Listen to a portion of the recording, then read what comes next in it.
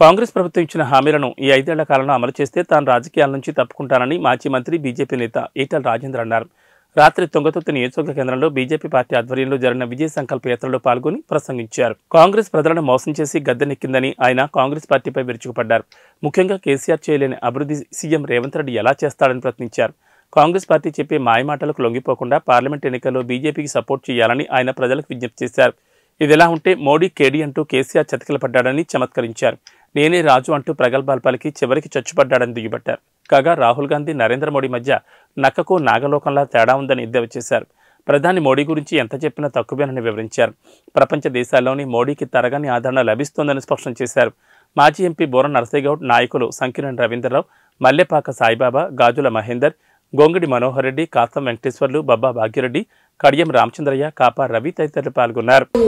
ఆనాడు అమెరికా, ఇవాళ నరేంద్ర మోడీ గారు చైనాకు పోయినా, అమెరికాకు పోయినా, లండన్ కు పోయినా, యుఏఈకి పోయినా, గల్ఫ్ దేశాలకు పోయినా రెడ్ కార్పెట్ వేసి ప్రెసిడెంట్లే స్వాగతం పలికిన గొప్ప సన్నివేశం ఎప్పుడొచ్చింది?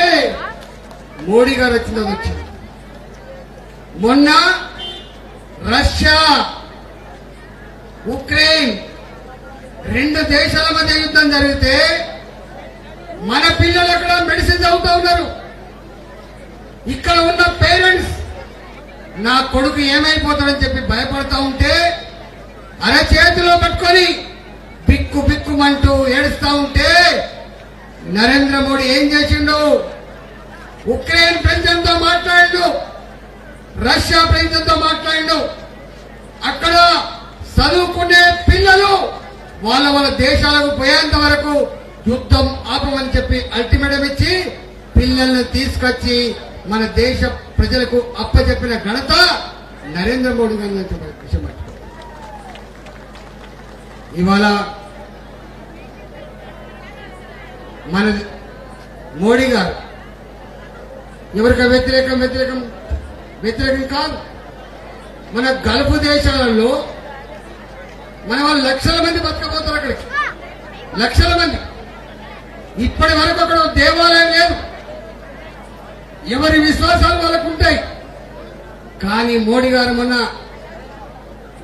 గల్ఫ్ దేశాలలో మా ప్రజలకు వాళ్ళ విశ్వాసాలు, వాళ్ళ నమ్మకాన్ని మనం గౌరవించాలని చెప్పి ఒక ఆలయాన్ని కొడతామంటే వాళ్ళు జాగా ఇచ్చిండ్రు. మొట్టమొదటిసారిగా అక్కడ ఒక ఆలయం కట్టి భారత సంస్కృతిని ఆ గల్ఫ్ దేశంలో ఆవిష్కరించిన బిడ్డ నరేంద్ర మోడీ. ఇవాళ నా జమ్మూ అండ్ కాశ్మీర్ రేపు ఏం కాబోతా ఉంది? ఒక స్విట్జర్లాండ్ కాబోతుందని చెప్పి వింటా ఉన్నాం. ఇవాళ మనం అక్కడి ప్రజానికం అనేక సంవత్సరాలుగా అనేక సమస్యలలో వాళ్ళు బాధలు పడ్డారు. అక్కడ సైనికులు కావచ్చు, ప్రతి నిత్యం బుల్లెట్ల సప్పులతో రక్తం మడుగులలో గిలగొల కొట్టుకున్న ప్రజలు చూసింది జమ్మూ అండ్ కాశ్మీర్. కానీ వాళ్ళ జమ్మూ అండ్ కాశ్మీర్ ప్రశాంతతకు నిలయమైపోయింది. జమ్మూ అండ్ కాశ్మీర్ ప్రపంచంలోనే ఒక గొప్ప స్థానం. జనతా పార్టీ అధికారంలో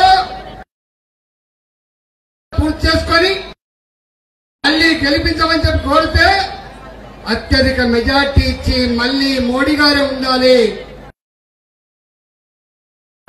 చెప్పి అధికారాన్ని కట్టబెట్టింది గుజరాత్ లో నరేంద్ర మోడీ గారికి.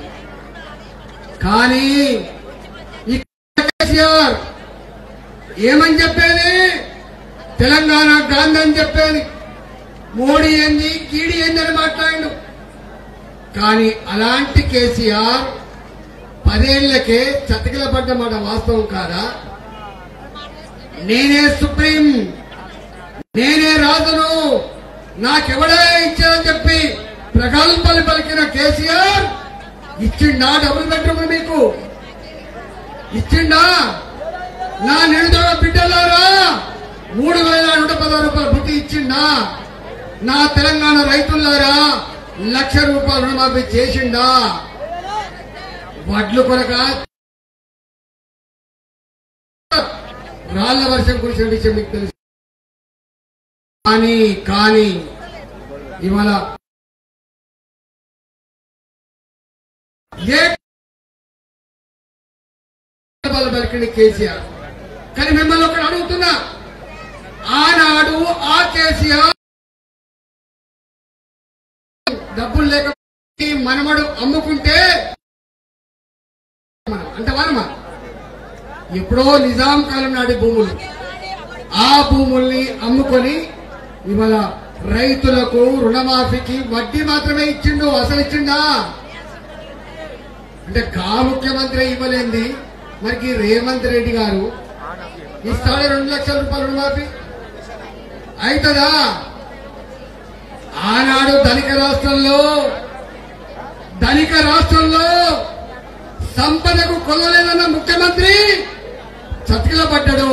కానీ ఈ ముఖ్యమంత్రి మాత్రం 2 లక్షల రూపాయలు రుణమాఫీ చేస్తా అని హామీ ఇచ్చిండు. నాకు తెలిసి 5 ఏళ్లకు కూడా అమలయ్యే పరిస్థితి లేదు. అయితే నేను రాజకీయాలతో తప్పుకుంటా. ఇవాళ ఎన్ని హామీలు ఇచ్చిండే, ఉన్నది పిడికడు